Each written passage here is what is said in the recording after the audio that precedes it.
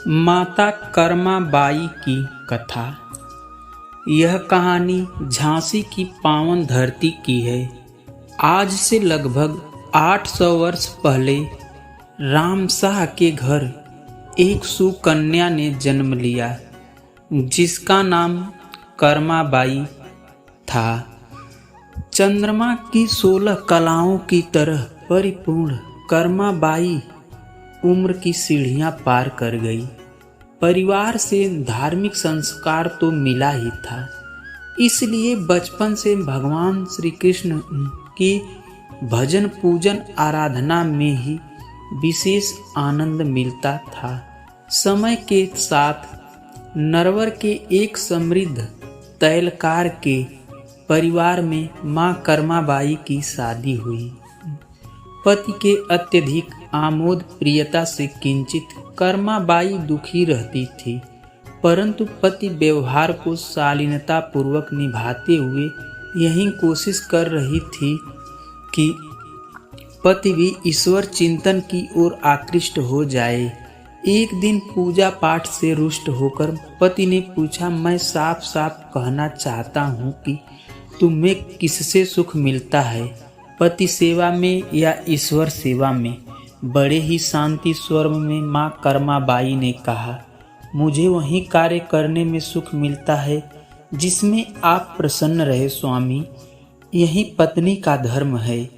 इस प्रकार अपने शांत धार्मिक प्रवृत्ति पतिव्रता धर्म से अपने पति के हृदय में भगवान के प्रति अनुराग पैदा करने में सफल हो गई। समय के साथ सुखी जीवन में पुत्र रत्न की प्राप्ति हुई। इस समय कर्मा माता की परीक्षा की दूसरी घड़ी आई। नरवर के नरेश के प्रिय सवारी हाथी को असाध्य खुजली का रोग हो गया। बड़े बड़े राज वैद्य की नाड़ी ठंडी हो गई। इसी बीच किसी दुष्ट ने राजा को सुझाव दिया कि कुंड भर तेल में हाथी को नहलाया जाए तो हाथी पूर्ण रूप से ठीक हो जाएगा। फिर क्या था, राजा का आदेश तुरंत प्रसारित किया गया। महीना भर कुंड भरा न जा सका। नरवर के जागरूक सामाजिक नेता होने के कारण पति महोदय को चिंता होने लगा। पति को चिंतित एवं कारण जानकर मां कर्मा माता भी चिंतित हो गई। सारे तैलिक समाज को बचाने के लिए भगवान श्री कृष्ण को अंतरात्मा की पूरी आवाज लगा दी। सचमुच ही भगवान की लीला से कुंड भर गया। सारा आकाश भक्त कर्मा की जय जयकारों से गूंजने लगा। उसी समय भक्त कर्मा ने पतिदेव से निवेदन किया कि हम सब इस नर पिचासर ले जाओ, जाती तो जा रहा, हम सब इस नर पिचासर राजा के राज में नहीं रहेंगे और सारा तैलिक वैश्य समाज नरवर से झांसी चला गया। आज भी नरवर में एक भी तैलिक नहीं मिलेगा, परंतु झांसी में हजारों तैलिक परिवार मिलेंगे। समय चक्र से कोई नहीं बचा है। अचानक अस्वस्थता से पति का निधन हो गया। पति के चिता के साथ सती होने का संकल्प कर लिया। इसी समय आकाशवाणी हुई, यह ठीक नहीं है बेटी, तुम्हारे गर्भ में एक शिशु पल रहा है। समय का इंतजार करो, मैं तुम्हें जगन्नाथपुरी में दर्शन दूंगा। समय के साथ घाव भी भर जाते हैं। कुछ समय बाद दूसरे पुत्र रत्न की प्राप्ति हुई। 3-4 वर्ष बीतते बीतते बार बार मन कहता था, मुझे भगवान के दर्शन कब होंगे।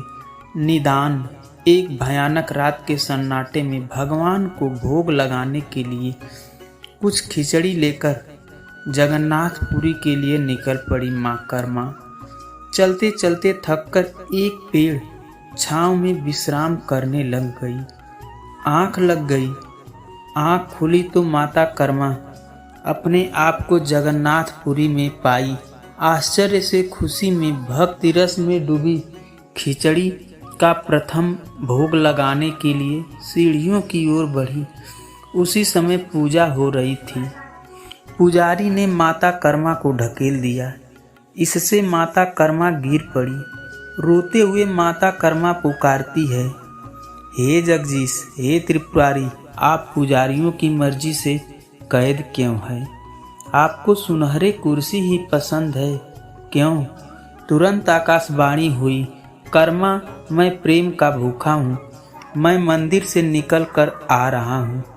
भगवान श्री कृष्ण माँ कर्मा के पास आए और बोले, हे माँ कर्मा, मुझे खिचड़ी खिलाइए।